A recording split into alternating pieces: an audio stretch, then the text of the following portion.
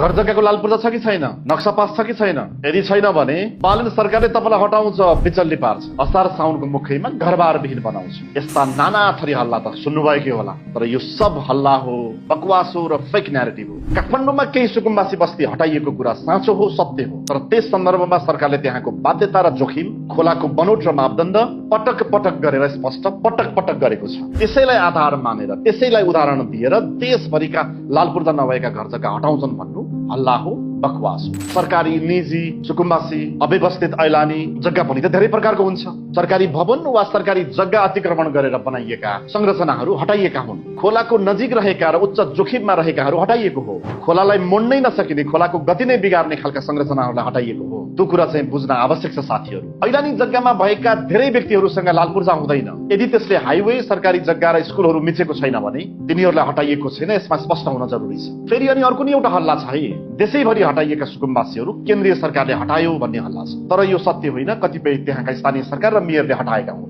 यस्ता फरक फरक घटनाको फुटेज जोडेको छ, बालेन र रविलाई बदनाम गर्ने कोसिस गरिएको छ। काँक्रो एउटाले खाने, बियाँ अरूको मुखमा टाँस्दिने यस्तो कार्य धेरै भएको छ। सचेत रहनु।